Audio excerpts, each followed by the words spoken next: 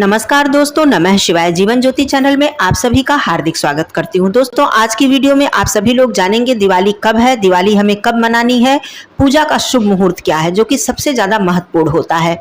अब बहुत से भाई बहन 1 नवंबर को दिवाली मना रहे हैं, बहुत से भाई बहन 31 अक्टूबर को। तो यहाँ थोड़ा सा मैं ये बता दूं कि क्यों ये दुविधा हो रही है। 31 अक्टूबर को दिवाली इसलिए मनाई जा रही है क्योंकि 31 अक्टूबर की रात्रि में ही अमावस्या तिथि हमें प्राप्त हो रही है और सारे जो लग्न मुहूर्त हैं, जैसे कि स्थिर लग्न मुहूर्त, सिंह लग्न मुहूर्त, महारात्रि कालीन पूजा, प्रदोष कालीन पूजा, जो कि माता लक्ष्मी जी की पूजा में और दिवाली पूजन में विशेष महत्व रखती हैं, तो ये सारे मुहूर्त हमें 31 अक्टूबर को ही प्राप्त हो रहे हैं। और 1 नवंबर के लिए तर्क ये है कि 1 नवंबर को उदयाकालीन अमावस्या तिथि है और संध्या के समय प्रदोष काल में हमें कुछ देर के लिए अमावस्या प्राप्त हो रही है। तो बहुत से विद्वानों का मत यह है कि जब उदयाकालीन में हमें अमावस्या मिले और प्रदोष काल में भी थोड़ी देर के लिए अमावस्या हो, तो उस अमावस्या को मान्य किया जाता है। हम लोग कब मनाएंगे, यहाँ पर मैं बता दूं कि हम लोग 31 अक्टूबर दिन गुरुवार को दिवाली का महापर्व मनाएंगे। यहाँ पर पूजा का शुभ मुहूर्त मैं बता दूं, फिर मैं दिवाली पूजा विधि बताती हूँ। दोस्तों, अमावस्या तिथि प्रारंभ हो जा रही है 31 अक्टूबर को दोपहर में 3:12 पर और यह समाप्त हो रही है 1 नवंबर को शाम को 5:14 पर। शाम की पूजा का अर्थात प्रदोष काल की पूजा का शुभ समय होगा शाम 5:35 से 8:05 तक। स्थिर लग्न की पूजा का मुहूर्त होगा शाम 6:28 से 8:24 तक। महारात्रि कालीन पूजा का शुभ समय होगा रात्रि 11:39 से 12:31 तक। सिंह लग्न की पूजा का शुभ समय होगा रात्रि 12:56 से 3:10 तक। दोस्तों, ये सभी मुहूर्त हैं, आप लोग इसका स्क्रीनशॉट ले लीजिएगा क्योंकि स्क्रीन पर भी ये सारे समय अवेलेबल हैं, तो आप लोग देख लीजिएगा अच्छे से।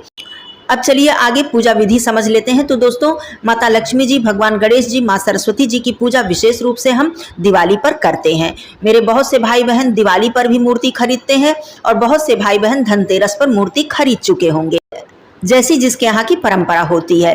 अब दिवाली पूजन का मुहूर्त मैंने बता ही दिया है। सुबह के समय आपको स्नान करके सुबह भी साफ सुथरे सुंदर वस्त्र पहन लेने चाहिए, अपनी दैनिक पूजा कर लेनी चाहिए। कार्तिक मास का समय है, तुलसी पूजा, भगवान सूर्य देव जी की पूजा और जो भी नियम आपने लिया है वो सारा आपको कर लेना चाहिए। फिर दिन भर आप अपनी शाम की जो तैयारी है उसे करें। संध्या के समय शुभ लग्न मुहूर्त में आप अपनी चौकी स्थापित करें, अपने घर के मंदिर के पास करें या फिर ईशान कोण में, जहां भी आपके लिए जगह हो। दक्षिण दिशा ना हो घर की, उत्तर दिशा हो, उत्तर पूर्व दिशा हो, ये सबसे शुभ मानी जाती है पूजा पाठ के लिए। तो एक चौकी लगा लें, वहां पर सबसे पहले गंगा जल पानी में डालकर छिड़क कर उस स्थान को पोंछ कर साफ कर लें। चौकी पर आप पीला वस्त्र भी बिछा सकते हैं, लाल वस्त्र भी बिछा सकते हैं। उसके ऊपर आप थोड़ा सा अक्षत का आसन देकर आप माता लक्ष्मी जी, भगवान गणेश जी, माँ सरस्वती जी की मूर्ति, चित्र, फोटो, कैलेंडर जो भी आपके पास हो आप वहां पर विराजित कर लीजिए। मिट्टी की मूर्ति सबसे शुभ होती है। मिट्टी की मूर्ति लाकर हमें दीपावली में पूजा करनी चाहिए। यदि आपके पास धातु की मूर्ति है तब आपको बार बार लाने की जरूरत नहीं है। पंचामृत या फिर गंगा जल से स्नान कराकर, पोंछ कर, वस्त्र पहनाकर आप वहां पर विराजित कर सकती हैं। तो ये बात हो गई मूर्ति के विषय में। अब हम बात करते हैं कि आपको चौकी पर दिवाली पूजन में कौन कौन सी चीजें स्थापित करके पूजा करनी है। तो सबसे पहला तो कलश, आप लोग जानते हैं। यहाँ पर मैं बता दूं कि श्री कलश और दीप कलश के विषय में बहुत ज़्यादा कन्फ्यूजन होता है बहनों का कि हम लोग दिवाली पर श्री कलश की स्थापना करें या फिर दीप कलश की स्थापना करें। तो देखिए, मुख्य रूप से दिवाली पर दीप कलश की ही स्थापना होती है, लेकिन श्री कलश की स्थापना भी बहुत ही शुभ होता है। यदि आपकी इच्छा है श्री कलश की स्थापना करने के लिए तो आप बिल्कुल करें और अलग से अखंड ज्योति के लिए आसन देकर आप अखंड ज्योति अलग से जला दें, तो दोनों ही चीजें आपकी हो जाएंगी। तो कलश के लिए सबसे पहले आप मिट्टी या धातु का कलश ले लें। चावल की ढेरी पर या अष्टदल कमल बनाकर या स्वास्तिक बनाकर आप चौकी पर माता लक्ष्मी जी के दाहिने तरफ कलश की स्थापना करें और कलश रखने के बाद आप उसमें गंगा जल डालें, स्वच्छ जल डालें। कलश में मौली बांध दें, स्वास्तिक बना दें रोली से या कुमकुम से। उसमें हल्दी, दूर्वा, सिक्का, सुपारी, लौंग, इलायची, पुष्प डालकर आप कलश के जल को तैयार करें। उसके बाद उसके ऊपर आप अशोक या आम के पंच पल्लव लगा दें। उस पर भी आप चंदन वगैरह से तिलक कर दें। उसके ऊपर आप एक पूर्ण पात्र रखें। पूर्ण पात्र के ऊपर आप दीपक रखें। अखंड ज्योति बड़े दिए की व्यवस्था करके अच्छे से बाती बनाकर, क्योंकि ये ज्योति जो है ये रात भर जलती है और बहुत से लोगों के यहाँ धनतेरस से लेकर भाई दूज तक 5 दिनों तक अखंड ज्योति जलाई जाती है। तो ये चीज आप अपने हिसाब से देख लीजिएगा। लेकिन जिनके यहाँ केवल दिवाली की रात में जलती है तो कलश पर अखंड ज्योति जलाई जाती है। यदि आप श्री कलश रखना चाहती हैं तो उसके ऊपर आप नारियल रख दें और पूर्ण पात्र अलग से रखकर आप आसन देकर अलग से ज्योति चौकी पर लगा दें। ये हो गया। अब बात करती हूँ कि और कौन कौन सी चीज़ों की स्थापना करनी है। तो नवग्रह के विषय में बता दूं कि आप चाहें तो चावल की 9 जगह छोटी छोटी ढेरियां लगाकर उसके ऊपर सुपारी लगाकर आप नवग्रह की स्थापना कर लें। यदि आप नहीं चाहते हैं तो नवग्रह का मंत्र या श्लोक बोलकर आप ओम ब्रह्मा मुरारी तुप्रांतकारी भानु शशि भूमि सुतो बुधश्च गुरुश्च शुक्र शनि राहु केतवे सर्वे ग्रहा शांतिकरा भवन्तु, ये है नवग्रह के श्लोक। इसे बोलकर आप नवग्रह का स्मरण करके पूजा कर सकते हैं। अब बात करती हूँ भगवान विष्णु जी की स्थापना और माँ गौरी जी की स्थापना, क्योंकि माता लक्ष्मी जी को हम भगवान गणेश जी के साथ स्थापित करते हैं, लेकिन माता लक्ष्मी जी की पूजा बिना भगवान विष्णु जी के नहीं होती है। तो ये दिवाली का महापर्व है, तो या तो आप भगवान विष्णु जी का चित्र स्थापित कर लें, नहीं तो आप एक आसन देकर सुपारी पर कलावा लपेटकर आप वहां पर भगवान विष्णु जी को स्थापित करें उनका ध्यान करके। अब माता गौरी जी को आप गाय के गोबर से या फिर हल्दी से किसी पात्र में आसन देकर स्थापित करें। इस तरह से सभी चीज़ों को आसन देकर अच्छे से आपको स्थापित करना है। ये सारी चीज़ें हो गई, अच्छे से एक एक चीज़ आप समझ लीजिए। अब सबसे महत्वपूर्ण चीज़ कि हम दिवाली पर चांदी का सिक्का या नॉर्मल सिक्के की पूजा करते हैं। यदि आपके पास चांदी का सिक्का है तो हर वर्ष लाने की जरूरत नहीं है, उसी सिक्के को हम हर वर्ष उस सिक्के की पूजा कर सकते हैं। यदि आप हर वर्ष नया लाते हैं तो अच्छी बात है। धनतेरस पर बहुत से लोग चांदी का सिक्का लाते हैं। अब यहाँ पर यह भी बता दूं कि धनतेरस पर जो भी चीज़ें आप लाए हैं, चाहे चांदी, सोना, सिक्का, आभूषण, उसकी पूजा हमें दिवाली पर करनी होती है। उससे पहले उसका प्रयोग हमें नहीं करना चाहिए। तो वहां पर वो चीज़ भी आप चौकी पर रख दें। और ये जो सिक्के की बात मैं कर रही हूँ, इसे आप किसी पात्र में अच्छे से पहले धो लें गंगा जल डालकर और एक पात्र में वहां माता लक्ष्मी जी के सामने रख दें। अब मैं सामग्री की बात करती हूँ। तो सामग्री में आपको माता लक्ष्मी जी को धनिया अर्पित करना होता है, कमलगट्टा, गांठ वाली हल्दी। प्रसाद में आपको खील, बताशे या चीनी की मिठाई, भगवान गणेश जी के लिए लड्डू, पान की व्यवस्था जरूर करिएगा। मीठे पान का बीड़ा भगवान गणेश जी को भी चढ़ाया जाता है और माता लक्ष्मी जी को भी अर्पित किया जाता है। तो पान का बीड़ा आप लोग ले लीजिएगा या फिर पान, लौंग, इलायची उस पर रखकर ऐसे भी पान अर्पित किया जाता है। पीली सरसों, कुमकुम, रोली, हल्दी, सिंदूर, दूर्वा, मौसम के जो फल हैं, मौसम के फल प्रसाद के रूप में वो भी रख लीजिएगा।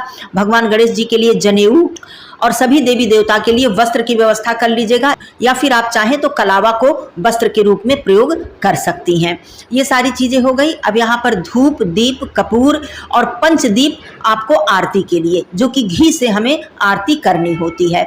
जो कलश पर हम दीप रखते हैं ये बहुत से जगहों पर सरसों तेल का रखते हैं और बहुत से जगहों पर तिल के तेल का, लेकिन जो आरती करते हैं माता लक्ष्मी जी की वो हम घी के पंचदीप से आरती करते हैं। तो उसे आप एक थाली में पंचदीप की जो आरती दानी आती है वो हो, चाहे आप 5 दिए अलग अलग घी से लगाकर उसकी भी व्यवस्था करके रख लीजिएगा। ये सारी चीजें हो गई। अब इसके बाद यदि आप श्री यंत्र लेकर आए हैं या पहले से है तो श्री यंत्र की स्थापना भी आप चौकी पर करें। माता लक्ष्मी जी के लिए श्रृंगार भी अर्पित किया जाता है दिवाली पर, तो कुछ दक्षिणा के साथ आप श्रृंगार की वस्तुएं जो भी आपके पास हो सके उसे आप रख लें। ये सारी चीजें हो गई आपकी चौकी की व्यवस्था। इस दिन खीर का भोग भी माता लक्ष्मी जी को लगाया जाता है, तो आप खीर जरूर बना लें और खीर का भी भोग माता लक्ष्मी जी को जरूर लगाएं। वैसे तो खीर, बताशे ये मुख्य प्रसाद दीपावली का है, आप सभी लोग जानते हैं। अब इसके बाद अखंड दीप के बाद 5 छोटे दीपक आपको चौकी पर लगाने होते हैं पूजा के समय।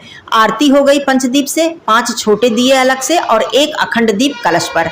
ये दिवाली का मुख्य रूप से दिया होता है। माता जी का चरण आप जहां आपने बनाया है वहां आपको एक दीपक लगाना है। रंगोली जहां आपने बनाई है वहां आपको एक दीपक लगाना है। दिवाली की पूजा में, माता लक्ष्मी जी की पूजा में इत्र का बहुत ही विशेष महत्व होता है।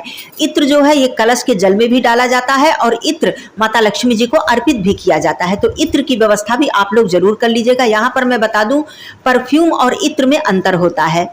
परफ्यूम जो होता है ये केमिकल से बनता है और इत्र जो होता है ये सुगंधित तेल से बनता है। तो इत्र का ही प्रयोग पूजा में करना चाहिए। जो हम लोग परफ्यूम तरह तरह के आते हैं, परफ्यूम का प्रयोग हमें पूजा में नहीं करना चाहिए। ये बात हो गई। अब आपके पास गोमती चक्र है, कौड़ी है, ये सारी चीजें भी पूजा में माता लक्ष्मी जी के चरणों में अर्पित की जाती हैं। इससे हमारे घर में शुभता आती है। जो भी मेरी बहनें दिवाली की पहली बार पूजा कर रही है वो भी बड़े आसानी से पूजा कर सकेंगी, क्योंकि एक एक बातें छोटी छोटी मैं इसमें बता रही हूँ। तो सबसे पहले मेरी जो बहनें हैं वो तैयार हो जाएंगी। नया वस्त्र है तो नया वस्त्र, नहीं तो साफ सुथरे धुले हुए वस्त्र पहनकर श्रृंगार करके आप लोग तैयार हो जाइएगा। पैरों में आलता, सिंदूर, चूड़ी, बिंदी, मंगलसूत्र सब कुछ करके बिल्कुल लक्ष्मी स्वरूप बनकर आपको माता लक्ष्मी जी का स्वागत करना है, पूजा करनी है। तो सबसे पहले आप आसन लगा लें। लाल आसन पर बैठे तो बहुत उत्तम है। आचमन कर लें, क्योंकि पूजा में सबसे पहले हम 3 बार आचमन करते हैं। ओम केशवाय नमः, ओम नमो नारायणाय नमः, ओम माधवाय नमः। उसके बाद आप अपने ऊपर जल छिड़क लें, आसन पर जल छिड़क लें। ये जो जल का पात्र है ये अलग रखें, क्योंकि जिस जल से आपने आचमन किया है उससे आपको देवी देवताओं को स्नान नहीं कराना है। एक अलग पात्र में आप जल की व्यवस्था करें आचमनी से। अब सबसे पहले सभी देवी देवताओं को स्नान कराएं। स्नानियम जलम समर्पयामि। भगवान गणेश जी से आप शुरुआत करें। भगवान गणेश जी, माँ गौरी जी, भगवान विष्णु जी, माता लक्ष्मी जी, माता सरस्वती जी और कलश में स्थापित सभी देवी देवता, नवग्रह देवता की स्थापना की है। तो सभी लोगों को बारी बारी से आप स्नान कराएं। अब आप आसन दें, तो आसन पुष्प से दिया जाता है। अब आप पुष्प से आप सभी देवताओं को आसन प्रदान कर दें। उसके बाद वस्त्र समर्पित किया जाता है। अब देखिए, एक एक चीजें मैं अलग अलग से बताऊंगी तो ज्यादा वीडियो लंबी हो जाएगी। जैसे कि आपने स्नान सभी देवताओं को बारी बारी से करा दिया, उसी प्रकार से सारी चीजें बारी बारी से भगवान गणेश जी से शुरू करते हुए इस तरह से माँ गौरी जी, फिर भगवान विष्णु जी, कलश, नवग्रह देवता, माता लक्ष्मी जी, सरस्वती जी, ऐसे बारी बारी से सब कुछ आपको करते चले जाना है। तो पहले स्नान हो गया, आसन हो गया, अब वस्त्र हो गया। अब धूप आप प्रज्वलित करें, सभी देवी देवताओं को समर्पित करें। धूप प्रज्वलित करने के बाद आप सबको चंदन लगाएं। अब भगवान गणेश जी को सिंदूर लगाया जाता है, माता लक्ष्मी जी, माता सरस्वती जी को सिंदूर लगाया जाता है, माता गौरी जी को 5 बार अच्छे से आप सिंदूर लगाएं। भगवान विष्णु जी को आप पीला चंदन लगाएं, अष्टगंध चंदन लगाएं। कलश पर स्थापित सभी देवी देवताओं को चंदन लगाएं। जो आपने कलश के ऊपर पूर्ण पात्र रखा है उनकी पूजा करें, दीपक की पूजा करें, नारियल की पूजा करें। तो अक्षत, पुष्प, धूप, दीप से सबकी पूजा अर्चना कर लें। तिलक, चंदन सबको लगा दें। ये बात हो गई। अब धूप प्रज्वलित करके आप रख दे, दीपक आपने प्रज्वलित कर दिया। अब आप भोग प्रसाद की व्यवस्था कर ले। तो जितना भी भोग प्रसाद मैंने बताया सब माता रानी के समक्ष आप धनिया, गांठ वाली हल्दी रख दीजिए, खील, बतासे, मिठाई, लड्डू, फल जो भी आपके पास है सब आप सामने रख दीजिए। पूजा अर्चना समाप्त जब हो जाती है तब आपको बैठकर मंत्र के जप करने हैं। कनकधारा स्तोत्र का पाठ, लक्ष्मी चालीसा का पाठ, श्री सूक्त का पाठ या माता लक्ष्मी जी के बीज मंत्रों का जप, विष्णु सहस्त्रनाम का पाठ, विष्णु चालीसा का पाठ, मतलब जो आपसे हो सके बैठकर आप आराम से अपनी श्रद्धा के अनुसार आप पूजा पाठ, मंत्र जप इत्यादि स्तोत्र सब कुछ आपको वहां बैठकर करना है। शुभ समय मैंने बता दिया है। माता लक्ष्मी जी का स्तोत्र भी आप लोग जप सकते हैं और इस दिन माता लक्ष्मी जी के बीज मंत्रों का जप करना विशेष शुभ फलदायी होता है। ये सारी चीजें करने के बाद अंत में आपको आरती करनी होती है। आरती में सभी परिवार के सदस्य शामिल हों, ये बहुत उत्तम होता है। आरती करने के बाद आप माता रानी का जयकारा लगाएं। उसके बाद क्षमा प्रार्थना करें। क्षमा प्रार्थना करने के बाद प्रसाद जो है वो सभी परिवार में वितरण करें और प्रसाद खाएं और अच्छे से माता रानी का स्वागत करें। उनसे प्रार्थना करके इस प्रकार से आप दिवाली की पूजा बड़े आसानी से अपने घर पर कर सकती हैं। जो भी भाई बहन पंडित जी से पूजा कराना चाहते हैं वो बिल्कुल कराएं, बहुत अच्छे से कराएं और माता लक्ष्मी जी की कृपा आपके घर सदा सर्वदा बनी रहे। दीपावली की और भी वीडियो आती रहेंगी, आप लोग चैनल से जुड़े रहें। चैनल पे यदि आप पहली बार हैं तो चैनल को सब्सक्राइब कर लें। वीडियो मेरा पसंद आता है तो इसे लाइक जरूर करें। कमेंट बॉक्स में जय माँ लक्ष्मी मैया जरूर लिखें। धन्यवाद दोस्तों। नमः शिवाय। हर हर महादेव।